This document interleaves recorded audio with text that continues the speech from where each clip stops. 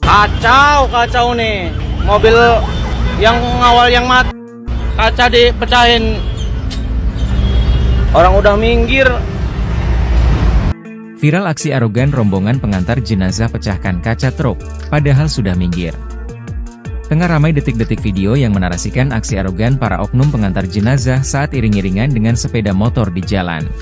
Hal itu kini ramai usai diunggah di sosial media, salah satunya akun Instagram @wkwkmedsos pada Rabu, 6 November 2024.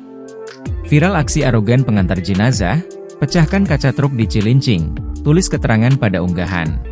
Pada unggahan, nampak perekam video menyorot situasi saat sejumlah rombongan pengantar jenazah lewat di jalan tersebut.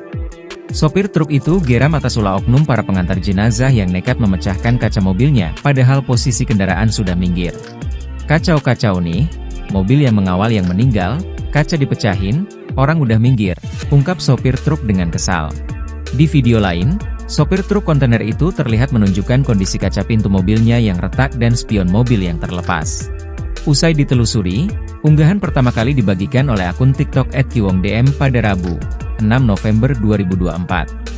Disebutkan jika lokasi kejadian ini berada di Jalan Raya Cilincing arah Tanah Merdeka Jakarta Utara pada Selasa, 5 November 2024, sekitar pukul 12:16 waktu Indonesia Barat.